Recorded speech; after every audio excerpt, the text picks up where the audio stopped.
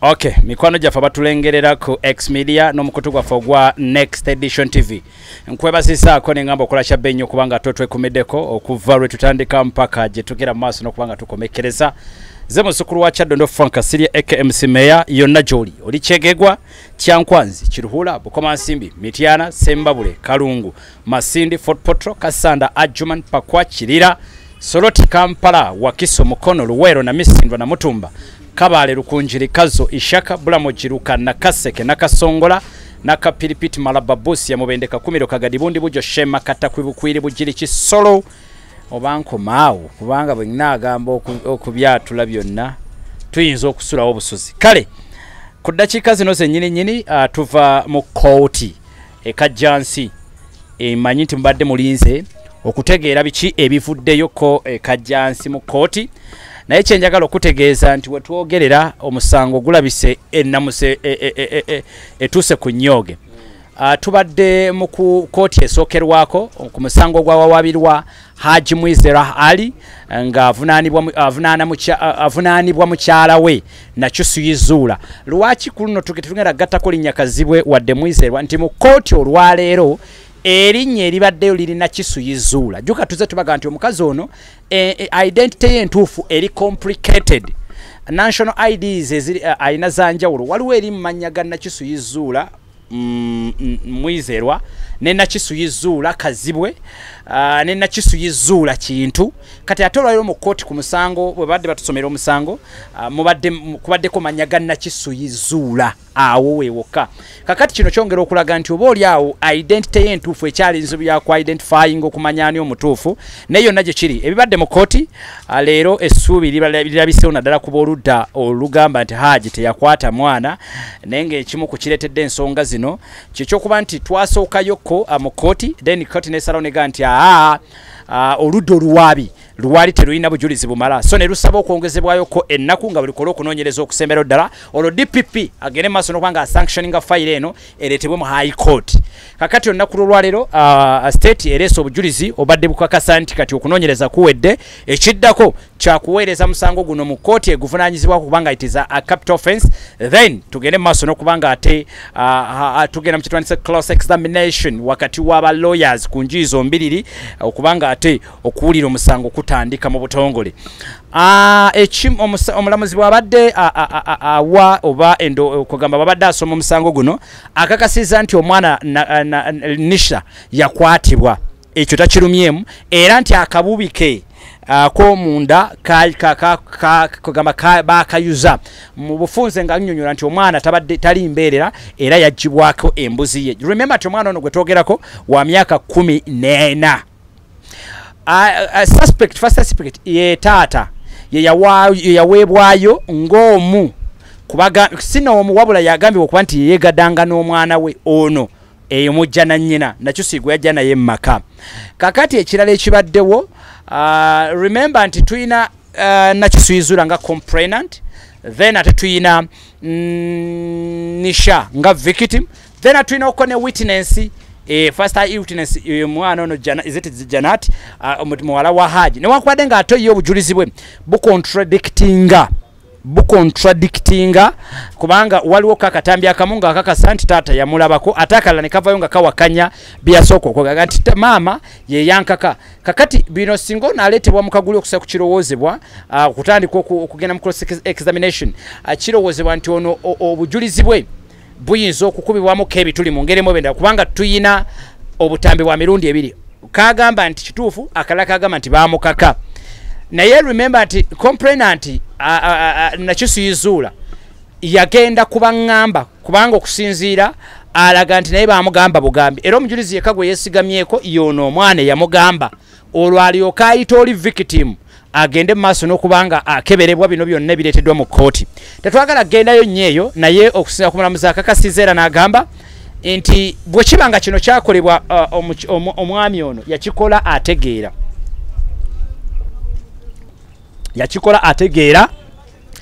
teyaliko biragalalagala Nakyusuyizuula nga amaze okuleeta omusango guno mu kooti yakakasa nti omwami ono mu kukola ekikolwa kino yali akozesa ebiragalalagala kubanga waliwo ko doubt of mind ebuusa kwegamba waliwo okubuusabuusa omusajja omukulu musajja ategeera musajja akoki kijja kitya okubanga yakozesa omwana yaliko ki nakisizira mu defense yakakasa nti omwami ono akozesa ebiragalalagala nga sigumusa ebiri era bazze bibatabula mu maka gaabwe nga bizze bibaleta mu koobo lyawo obutakkaanya n'ensonga endala mpitirivu nnyo kakati kino nno omulamuzi agambye nti ono bw'abanga ddala yakikola teyaliko biragalalagala kyongerera ddala okukakasa nti ono yakolebwako report ekakasiza ddala nti ono tanywangako ku njaga newankubadde sigala newankubadde kuba newankubadde kintu kyonna wadde amayirungi ekiyinza okuba nga kikyankalanya obwongo bwe omulamuzi bwakikkaatiriza agambye ebiragalalagala tebyalimu ekirala ekitubadde kitunuuliddwa kwe kuba nti enkumbi kubanga omulamuzi annyonnyodde nti omwana yakwatibwa mu gwakutaano okusa ku kyasooka okwogera yakwatibwa mu gwakutaano then naddibwamu era nakwatibwa ne mu gw'omwenda naye remember nti ogwokutaano Hajji yavayoko n'alaga okwewolereza ng'agamba teyalina mu ggwanga era nga bubigera mu maaso teyali mu ggwanga era n'aleeta ku poliisi ekajjansi n'aleeta n'approvals ezimukakasa nti ddala kituufu mu gwokutaano teyali mu ggwanga kyono nno kireetawo era doubt of mind okubuusabuusa kw'obujulizi obadde bugenda mu maaso ndowooza kyekimu ku kibadde kityankala nnyo omukyalo ono n'okuba ne state okuba nti obujulizi badde bukyagitagalatagarakokko mu gw'omwenda nawe tujja kutuukawo tukakase nti bwe kiba nga omwana yakwatibwa mu gw'omwenda kisuubirwa okuba nti enkwanso za Hajji ziteekeddwa okuba nga zikyali munda enkwanso za Hajji ziteekeddwa okuba nga zikyali munda mu gw'omwenda bwe baba bakola medical report kitegeeza tulina okuba nga tulina enkwanso ate abantu kyemina okusooka okutegeera nti guno omusango ekinyusi kyagwo kiri ku kitundu ky'omwami okuba nga kyayingira mu kitundu ky'omukyala wano njagala mutegeere bulungi omulamwa gwonna oguli emabega w'omusango guno guli nti ekitundu ky'omwami kirina okuba nga kyayingira mu kitundu ky'omukyala mu ngeri ennyangungu tutunuulira nnyo okusinga nga tunatunuulira birala byonna bujulizi tunula penetration yayingira yavaamu yayingira kati okuyingira n'okuvaamu kiteekeddwa okuba nga tufuna enkwanso enkwanso zezirwa zezizigibwa ku mwami n'omwana oba zezigibwa ku mwami ogenda ne bakebera n'omwana okulaba nga ddala zimulumikira ddala singa kizuulibwa nti enkwanso za Hajji ziri mu bitundu by'omwana definitely awo oba tolina bw'okyejjamu kikakasa nti oba wamukozesa ekirala ekibaddewo kooti eno high court yeteekeddwa okuba nga evunaanyizibwa ku kuyita omusango guno okuwulira obujulizi naye lwaki ab'oludda lwa Hajji naddala basanyuse nnyo nti gino emisango giteereddwa nnyo ku bantu we are not defending Hajji oba teyakikola oba kyakikola naye giteereddwa nnyo ku bantu nda ku bavubuka abakyeyiiya abakulaakulana capital offense omuli egya defilement ne rape kubanga gimanyiddwa nti weetaagisa emyezi 6 nga tonnaba nakuleetebwa mu kooti oba ntegerekese bulungi nti weetaagisa emyezi 6 nga tonnaba wadde nakuleetebwa mu kooti emyezi 6 kakati ekibaddewo ekyenjawo ku mulundi guno nti abantu basanyuse nti state ekoze okunoonyereza okwamangu ng'emyezi gino 6 teginnaggwako okusobola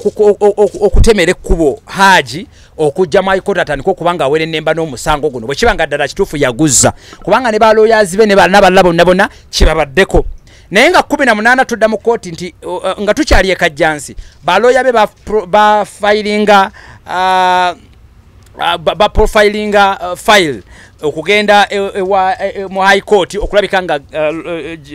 mwami Mwizerwa afuna bail era nga 18 lwe tuddayo kooti high court yali yatuwa okubanga tuwuliriza kubanga mujja kyebuuza nti ate bino bikwatagana ate biri bitya nga bitu confusing yes nga 18 tugenda mu kooti si kuba nti tugenda kuwoza wabula tugenda kuwuliriza kye tuwandiise court bail emuweebwa oba nedda bwebe muweereddwa tekijjaawo nti agenda kutandika okuwozesebwa naye agenda kuba awozesebwa kitegeeza nga ava bweru kubanga okunoonyereza kwonna okuva wali okusookerwako kumaze okuteekebwa mu high court ebirala bigende mu maaso n'okuba nga ate bigenda mu maaso ekibadde ku kooti abantu mbalengedde bangi nnyo hajjati ajidde mu bukumi badde bw'amaanyi nnyo nga boogera mu maaso n'okuba ng'olaba ebifaananyi ebyo ajidde mu bukumi obw'amaanyi poliisi n'emuyingizaawo bwemaze okumutuusa n'afubutukamu n'agenda ku speed ekika ekyewaggulu ennyo n'ayingira abadde yekka bw'ati bwannamunigina n'abasirikale ababadde bawerera ddala kumpi nga 10 abadde bali n'omukyalo ono. Hajji basoose kulowooza nti azze wabula mu motoka ey'abasibe abaawamu teyaleeteddwa era omusirikale n'ategeeza nti omuntu gwe mulinze tannajja zibadde tezigenze nnyo n'emmotoka endala ddabu kabine ey'abasibe Hajji mwajjidde ng'ayambadde ekkanzu ye ya white abadde smart nnyo najja naye n'aleetebwa awono nasisi w'omuntu nnamugi w'omuntu wayonga eddala okulaga okuwaga mu maanyi ag'ekika ekyewaggulu endabye ne Hajji nga wamma aseka n'okuseka afunyemu ka smile akamwenyomwenyo. Abantu bangi nnyo okwawukanako n'ennaku endala nti kino abantu buli nnaku n'omusango bongedde okufuna interest mu ggo bawongedde okulaga interest nti tebakooye nze bannalowoozezza nti abantu bayinza okukendeera nedda ekibadde ku kkooti y'ekajjansolo kyongedde okulagira dda nti abantu bakyagoberera era tebagenda kuweeza abantu bavudde ebule n'ebweya abakyala abaami abaana onywa gwennengedde nga zze n'obwana bwe omusajja zze n'obwana bwe kumpi busatu nga bwambazza t-shirts eza justice for men kwegamba ngenza okulengera nga wamma ng'abantu omusango bakyagera maaso n'okuba nga bagugoberera tewabuzeewo era kuŋŋoola n'okwerekereza ebigambo omukyalo ono naddala bw'abadde afulumizibwa okuddayo ng'awerekererwa okuddayo gy'abadde avudde ebigambo bibadde bingi nnyo naye nga poliisi naye badde ekola ogwayo ku mulundi guno ebyokwerinda bibadde bingi nnyo okwawukanako n'omulundi guli ogwasooka ebyokwerinda binywezeddwa nnyo poliisi ebaddewo ey'amakomera poliisi ya muntu wa bulijjo naye ebaddewo nga nnyingi nnyo nga gyenkomeza nekyo tekirobeza bannamawulire kwongera kubanga ate babeerawoko kanso bawutu y'omu ku bakanso abali basiniya kanso wano mu Kampala ne Uganda yonna ino okutwazamu naddala ku misango gino egya capital offense abaddewoko nkubadde ng'ate Muhammad Nsereko tabaddewoko olwaleero nategeddeko nti abadde mu ggwango bali ya Kenya if I'm not mistaken tabaddewoko naye ng'ensonga zonna abadde agenda mu maaso n'okubanga azigoberera kino kyongera okukakasa nti kati fayiro eri open eri balooya luli balooya ba sayidi ya suspect babadde tebannaba ku accessinga bulungi nnyo fayiro naye kati kino omusango bwe guba guleeteddwa mu high court nga guwerekerezeddwa nga guweerezeddwayo tegeeza ne bakanso bano balina olukusa oba balina eddembe lyabwe okubanga bafuna access ku fayiro okumanya ebigirimu n'okufuna defense ku ngeri ki gye bagenda okubanga badefendingamuko omuntu waabwe era bwe mbadde njogerako kona abamu bakakasa nti okusinziira ku bye balabye n'ebigenda mu maaso kuno ku musango gunaaba kuyisa kwegamba kuzannya n'akwagala nti gugenda kubeera mwangu nnyo olw'okuba ebimu ku bintu bibageze mu maaso n'okwaga balabamu bibawadde essanyu n'omwaganyo okukakasa nti Hajji ekintu akadde konna bwe kataligirya nga amazima gasaliddwa gayinza okulaga oba oliawo ekirala ekibuuzo kigasigala wamu nti Nisha ani yamukwata because buli muntu yenna kyagenda mu maaso n'okuba nga atunuulidde nti Nisha ani yamukwata buli muntu yenna kyatunuulidde so njagadde okuba nga nkutegeezaako n'okuwa simple background ey'omusango guno we gutuuse na kooti y'olwayo ki kyebadde etegeeza eri bannayuganda tuvudde tetulidde kajjansi ku musango gwa Hajji Mwizeera tetulidde kajjansi ogwo guwedde egwekajjansi kati ogusigaliddwa ye high court okuteekawo ennaku ku ddiru egenda okutandika okuwozesa Hajji mu butongole okuwozesa mu butongole wegenda okubanga kutandikira njagala producer wange obawe ku bimu ku bibadde yeera oyongere okubanga obawa n'oluvannyuma ate twongere okubanga ffe tujja kuwa updates of course ne ku TikTok yange ya MC Meya nja kubaawo ku ssaawa 4 n'ekitundu ez'ekiro nja kusaba obeereko obenga okwasaganya ensonga gwayagala okulanga naffe enamba z'essimu weeziri awo producer ajja kuba oyogera ne producer wange abenga akuwa abenga mubagaininga ku ngeri ki ey'okulanga obulamu butambule malidaadi sana nnyo nkugambye tuli ku mukutu gwa X Media kotekano mukutu gwa Next Edition TV fensonga tuziriwo okuzikwasaganya n'okubanga tuzitaanya ku ngeri ki obutuufu bwe zirimu nze Frank Sirimu zikulu wa channel of course tusinsira mu kibuga Kampala wano Mengo wentudde remember twagamba ffe wetuyo kubanga tulondola ensonga zino mpaka lwe zinaggwa okuleka nga waliwo yetaago ekirala kyonna ojja kuba otwongera okubanga okituwa mu comment section yawo kyewetaaga okumanya n'okwongera okubanga owabulwamu naye nga abantu bangi nnyo ndabye abakyala aba business abasajja n'abalala bangi nnyo abakedde ku kooti okwongera okubanga babeerawo ko nga abajulisi ku musango gwerogera mu maaso n'okubanga tegubeerawo mpola ebimu nyinza obutabigenda mu maaso olw'okuba nti ekiro ku ssaawa nyanja kubeerako ne ba lawyers abali professional ab'okwongera okuba nga battaanya n'okunnyonnyola awo bagenda okubeera ekinyusi era live yaffe eno remember tera tubeera live ku YouTube channel yaffe eno so tosubwa tugenda kubeera live ate ne ku TikTok tujja kubeera live ne bwe ndaba ku mikutu emirala nga tetuli live but live eyo tugicropping ate tugikomyawo noba ng'ogera mu maaso n'okuba ng'ogifuna mu buteerevu bwayo tulingana nakoluni kujjukiza subscribinga n'okusharinga mukama katonda bankumire. Very good evening, good morning and good afternoon. Yonna gy'olabidde video eno. Kale kakati bannayuganda abatulengera ku Next Edition TV ne mukutu gwaffe gwa X Media nkugambye olunaku lwaliro tubadde ku kooti esookerwako ekajjansi. Olunaku lwaliro abantu bangi muyinza obutategeera ki ekibaddewo wabula olwaleero gubadde mulundi gwakubiri kwe twandise mentioning kakati kooti ekakasizza nti okunoonyereza kuwedde tugende mu high court. Olwo Hajji akkirizibwa okutandika okwewozaako wana abadde takkirizibwa kwewozaako kubanga kooti si yebadde evunaanyizibwa ku kwewozaako kwa Hajji kakati eri gye bamusindise kitegeeza avunaanyizibwa direct ku kwewozaako. Ekyokubiri lwaki abali ku sayidi ya Hajji basanyufu nnyo nti wanno obadde osobola okumalawo emyaka 4 oba 5 nga buli lwojja bagamba ddayo buli lwojja nga n'omusango tutandikanga na kwewozaako naye nga just okyali mu kooti eno kati obwangu state bwekozesezza okunoonya obwangu state bwekozesezza okunoonyereza ekyo kiwadde abantu essuubi one ekirala ekiwadde abantu essuubi nti omukyala bwe yali awo empaaba ye mu kusooka yagamba era bwe yajja mu mawulire tugamba nti Hajji anywa enjaga era yesinga okumutabula olwaliro mu bisomeddwa okusinziira ku mulamuzi ekyenjaga tekibaddeewo ekirala kibadde kitiisizza abantu kyekyenkumbi omulamuzi mu byayogedde ebimu ku byaleeteddwa enkumbi tagyogeddeeko kyonna kiwa abantu essuubi nti oba oli awo omukazi byali asoose okwogera nabo byandiba obulimba obuyinza okuba nga tebwesigamizibwako mu ngeri emu oba endala so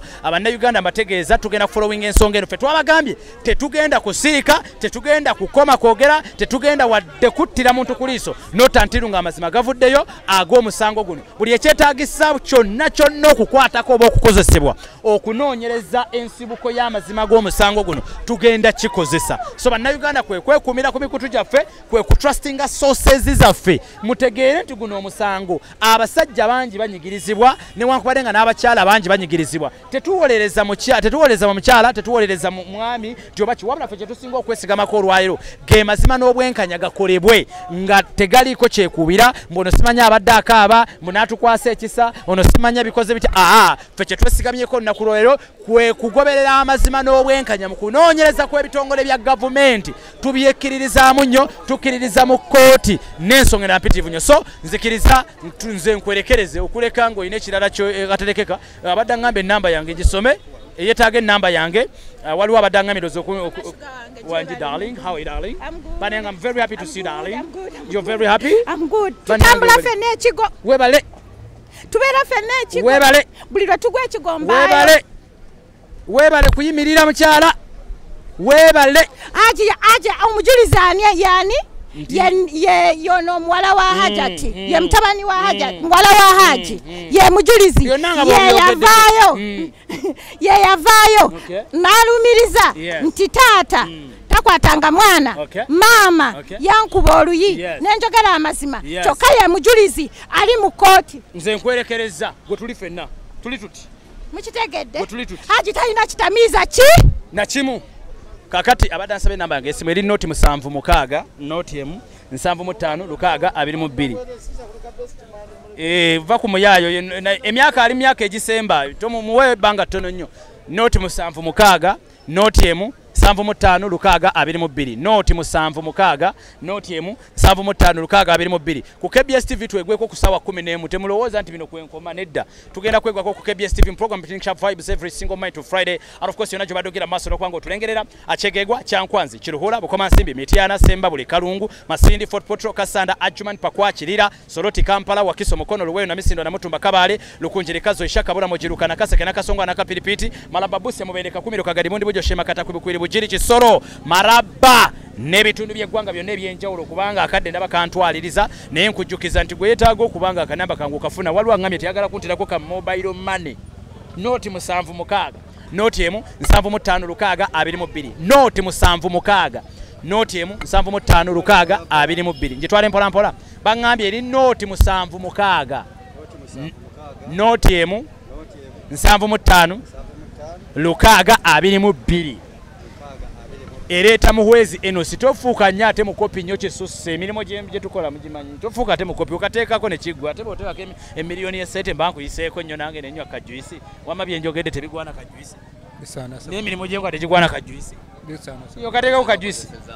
n'amaanyi nkozesa maanyi bannayo oteekako kajuyisi nenkanywa ku maama wange obadde nakyogamba mukwano nina kyeŋŋamba abasoloti mulwana olutalo lwa mwanyinammwe bannange tulwana olutalo kyawedde dda ate agenda kuvayo nga bamuta weesirikire tugenda kumuta tukigenda kuggwa kyonna mubeere ogwo sajja ago agatemu nga gali omu weesirikire kyonna abana tubeesiga abasirikale tubeesiga bano bagenda kukola omulimu tofaayo wali awo ogenda kumunoonya ogenda kumufuna katumalirize kasita wendi wano kale waliwo kiteredde awo enamba bagifunye kale ndowooza tuddingana olunaku olundi katonda lwabayagadde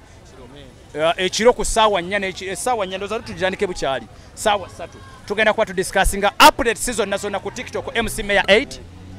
Mayor 8 ojja kunnoonyako ebirala tubitambuze malidaadi saana nnyo nebaza maama Fiina we bali kubanga otambudde nange we bali waliwo omusajja bamuyita Prince Jaaka waliwo omukyala bamuyita Sham waliwo omulala bamuyita Tina abaguze ku kaddata sijja kukowa kubeebaza abo abaguze kaddata akola obulungi asiimwa nobeera awo netukuwa gundi nobeera awo togira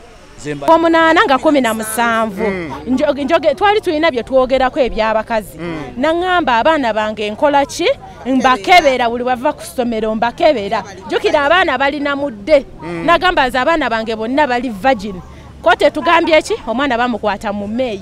okitegeera Hajji yakomawo mu June omukolo gwaddi August kakati omwana we bamukwata mu May lwaki teyakimanya nti omwana we baali bamukozesa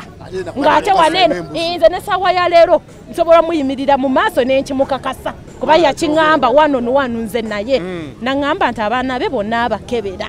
mu Gw'omunaana nga 17 okitegeera kakati era nisha ng'ali virgin banaito munkwata video okitegeera otegedde statement eyo gyembadde njagala okularifying May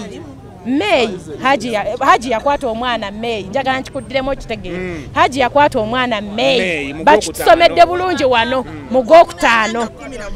mu Gwomukaaga ne tulya Idi twali nayo oyo omukyala n'akiddamu n'akitugamba twalina meeting ewaka okijjukira hajjat n'agamba nti abaana be bonna balyoke okitegeera mu bufunze abaana be bali virgin kakati waneeno nga 10 nga August era August nga 17 ye mwennyini wano ntuula naye abingamba bulungi nnyo nti omwana we abaana be teya generalize teyakola teyajjamu mwana n'omu yagamba abaana be bonna abakola ki abakebera hajjati zuura bwembanga nnimba nsaba okakasenti nnimba ajje mu maaso gange okitegeera kakati mu May Hajji yakwata omwana mu June Hajji yava Sudan mu August Zuura mwennyini anyumiza nti omwana akola ki abaana abakebera kakati ani yakwata omwana mu budde kyobwo bw'atamanyira otegedde ensonga yange salaamu aleikum salaamu Meya ko kachagedde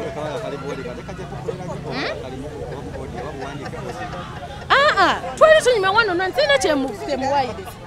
sina kyenyinza muwayiriza mwe mwennyini yakiŋŋamba bulungi kakati wemba mpaayiriza ebyeddwaliro nga bagambye nti omwana yali talina virginity